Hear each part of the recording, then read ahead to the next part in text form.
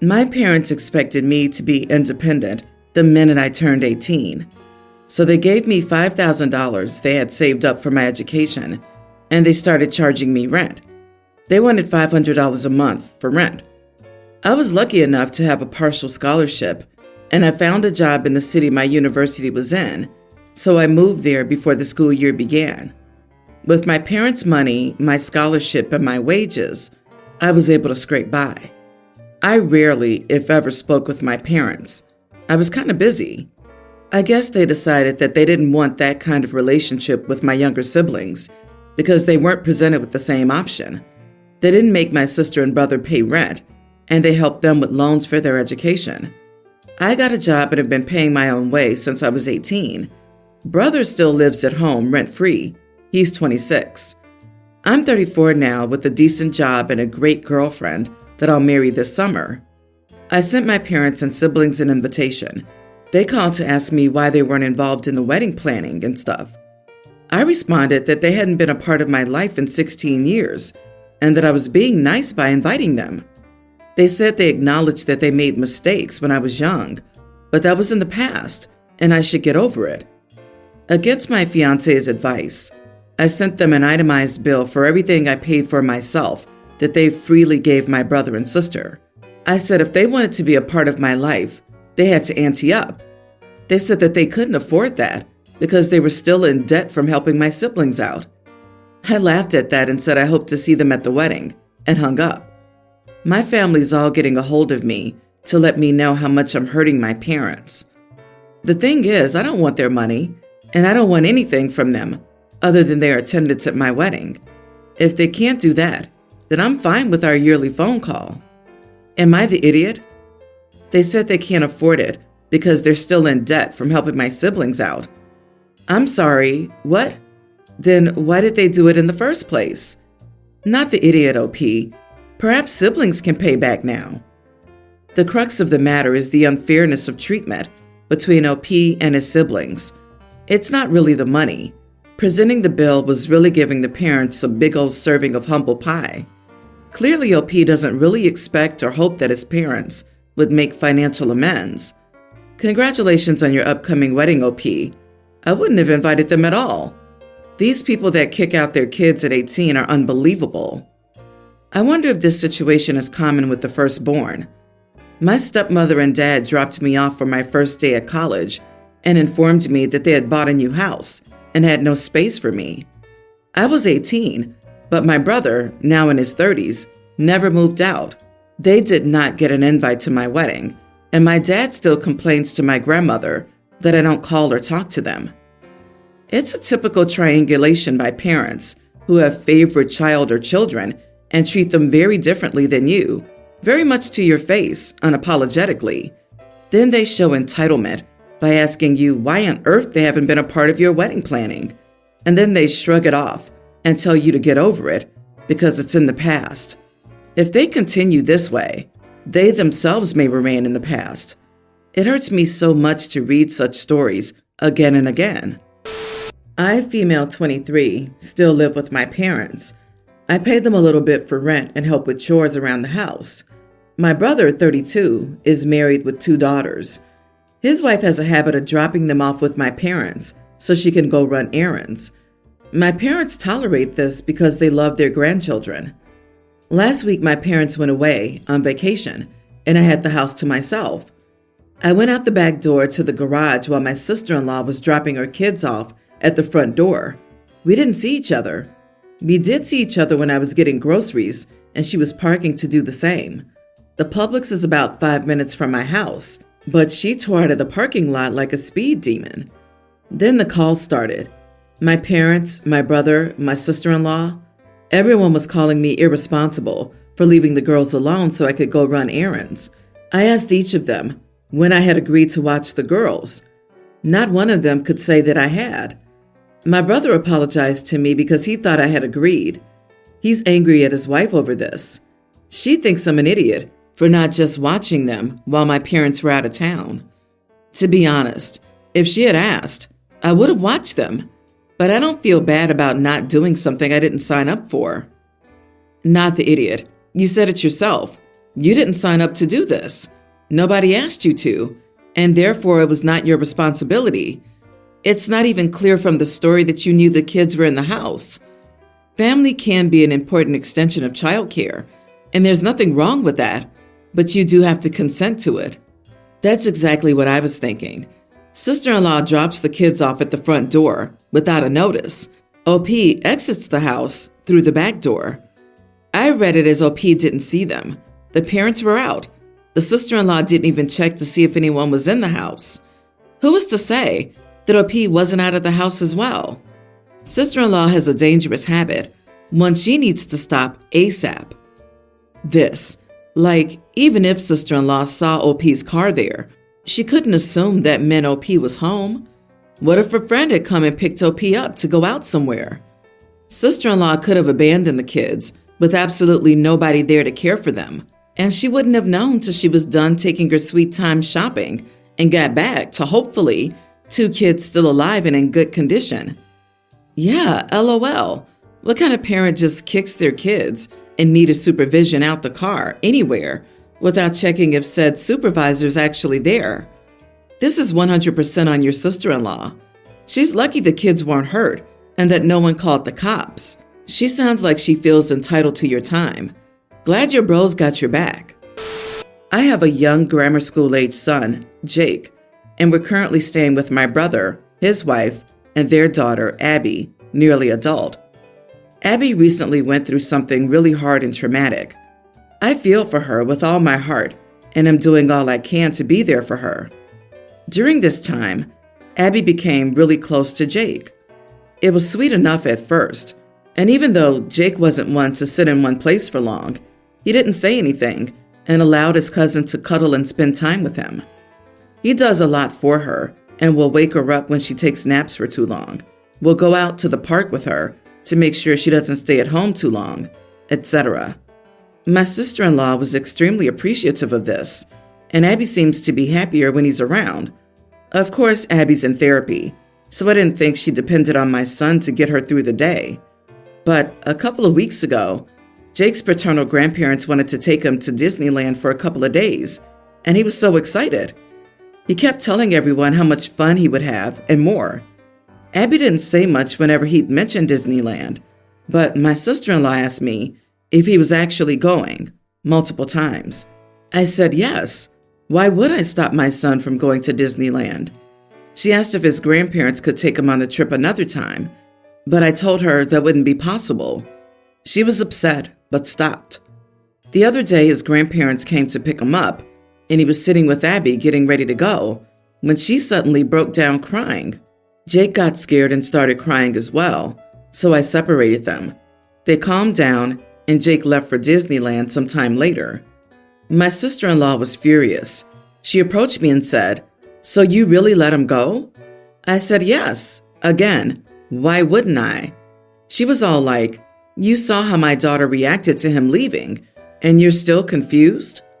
Apparently, Abby really didn't want him to go, and she cried because he was leaving. I told her that that was highly unfair for her to say. My sister-in-law said that I was being unfair and that Disneyland was not more important than her daughter's well-being. I never said this, but I told her that my son isn't her emotional support dog. And while I'm very sorry about Abby, it isn't fair to put my young son's life on pause. He's little.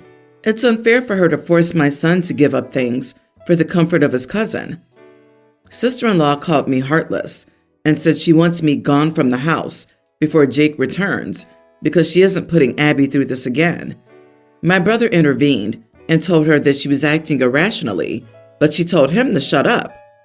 It's been really tense, and while I did attempt to apologize, sister-in-law told me that the only apology she'd accept is one from Jake. But I'm not going to make him apologize. So, am I the idiot? I really don't think so, but Abby is genuinely upset about Jake leaving. Edit. I was repeating my sister-in-law's word for word, but giving her the benefit of the doubt. I believe she meant that the only apology she'd accept is one in the form of Jake. I'm considering moving back home with my parents. I initially accepted my brother's offer to stay with them because my job is closer and other reasons, but Ultimately, I think we should leave. Not the idiot. Abby has serious attachment issues. And yes, please move out, OP. This is not normal and not okay to put a son in a position like that. Don't apologize. You did absolutely nothing wrong. You would be the idiot if you kept living there and subjecting your young son to being treated like a support animal. This definitely will have damaging effects on your son if you continue living there. You sound considerate and caring from the beginning to the end, but your own child must be a priority over another. On top of that, like you said, Jake is a young child and not an emotional support dog. Everything he's done for Abby is incredible, but also above and beyond, absolutely not within the realm of expectation for a boy his age. In general, I would try to distance him from Abby a little bit, because this seems like a very unhealthy attachment that could lead to some kind of trauma in turn for Jake. She wants Jake to apologize because she wants him to accept that Abby's his responsibility. It's manipulative. I'm glad you're planning the next steps to leave. It sounds like your sister-in-law wants your son to be a live-in carer and is happy to parentify your son. Don't let your sister-in-law abuse your son's kindness, and stand your ground in not having him apologize for going on holiday. Your brother needs an eye-opener too. I am, or was, going to be the best man at my brother's wedding next year. My wife was invited to be a bridesmaid, and she initially said yes. It turns out that the bride is now expecting my wife to get a whole new wardrobe for the bridal showers, bachelorette party, rehearsal, and reception dinner, on top of her bridesmaid's dress. The only color she's allowed to wear to all of these events is the same lavender color as her bridesmaid dress. She was even given a few swatches of that material to take shopping with her. The shoes and makeup have to match for photos. Even pajamas have to match. The bachelorette party is a week getaway, plus all of the other events. It's like an additional 10 days of clothes my wife will never wear again. She normally wears black or dark colored clothes. I bring this up to my brother after he hands me the fabric swatches. I told him this was the dumbest thing I'd ever heard. He said that's why they're giving me almost a year to get all the items together for the bachelorette and weddings. I'm thinking of my wife's reaction because she's already not great friends with the bride. I told my brother that my wife can attend the wedding as a guest, not a bridesmaid. My brother gets mad, saying I'm upsetting his fiance's aesthetic that she had planned. He asked for a few days of accommodation, and I said no. He tells me I'm no longer his best man for this, and I'm selfish for destroying his fiance's dream wedding over a few dresses. Edit. I did discuss this with my wife. I told her afterward, and she laughed, saying, hard pass. Not the idiot. It's so incredibly selfish when brides do crap like this. It's unfair to expect everyone to spend what'll ultimately be thousands to try and accommodate this type of request. Your brother's being delusional. Tell him that you'll catch the next one. This is nuts. Good thing you don't take their crap. I'm 100% grateful that my husband would deal with his own family BS on my behalf and not let them use my desire to people please to put me in a situation I won't like. He knows me and knows I would hate being some lady's prop at my own expense and telling his family I'm not taking part.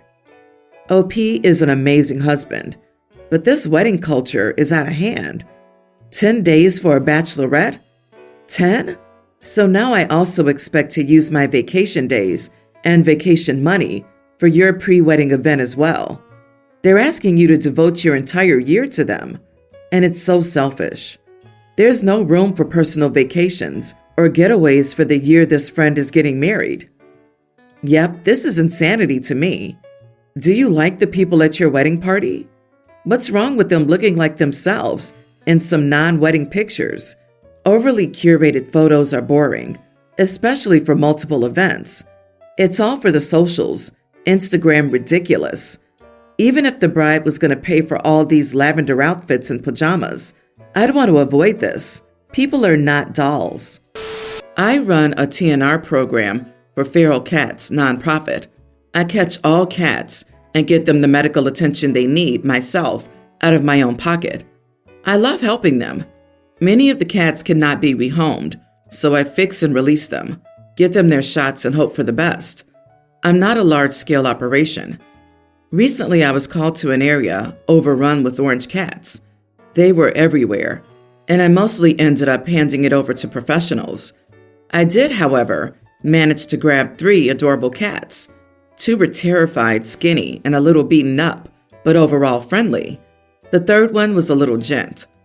He was tubby, well-groomed, fish pattern collar, the works. I plan to find his parents and drop him off with a warning to keep him in due to a large number of traps being set. Then the little bastard sprayed the inside of my car to the freaking max, so apparently he wasn't fixed. I couldn't really tell, long hair, and assumed he was, so I left my covers off. Big mistake. I debated taking him home or taking him to get neutered with the rest. He was an indoor-outdoor cat, indicated by his collar tag, and with so many strays, I'm certain some were carrying his genetics. Ultimately, I took him with me and got him neutered. There was no chip, so I called the number on his tag, informed them where their cat was, and gave them time slots to pick him up or have him dropped off. The owners went ballistic. They were cursing me out and came to collect their cat not 20 minutes later, called me a catnipper, and blamed me for their child having nightmares, scared over their cat going missing. I tried to explain that he needed to be fixed if he was going to be outside, but they didn't want to know. They said I should have called them immediately, regardless. I spoke to my rescue friend, who said I was in the wrong.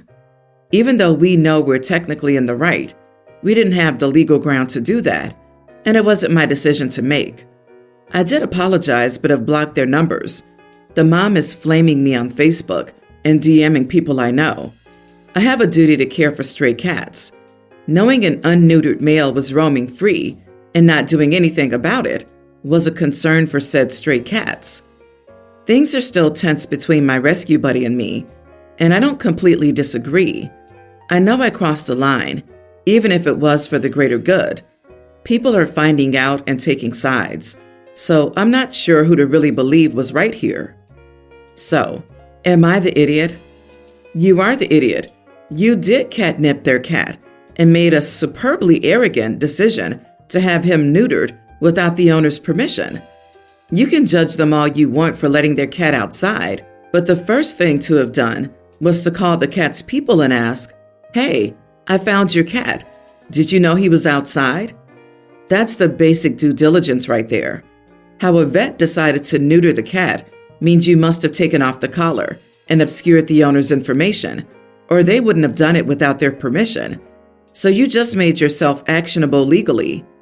You don't know if they were planning to breed the cat, and he just happened to get out.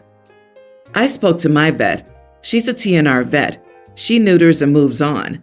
There was no address on the collar, so my vet said it was fine. I don't know if she tried to call the owners or not, though. I personally don't condone the breeding of cats when we have so many dying, literally, for homes. Not 3 weeks ago, I dropped off at least 30 kittens and a couple of pregnant mamas at a rescue. 10 may be adopted. The rest will be euthanized. It's horrible. I don't really care if they had plans to breed, truthfully. Well, then you shouldn't care if they sue you, I guess, since you feel you're completely in the right and justified, right? I understand that the cat overpopulation problem is horrible. I'm a cat owner myself. My problem is that you stole someone's pet. There is zero justification for that. And if the vet is that careless, they're leaving themselves open to being sued as well. You should have the burden of calling the owner before permanently altering their pet. I'm with OP, not the idiot. They're irresponsible pet owners and are endangering the community by having an unneutered male cat. It's unethical and should be illegal. We don't exist in a vacuum. They can't just do whatever the heck they want when it affects other cats and people. They should have kept him indoors or fix it. OP found the cat, ensured it had medical treatment, and returned it to the owners. They should be grateful.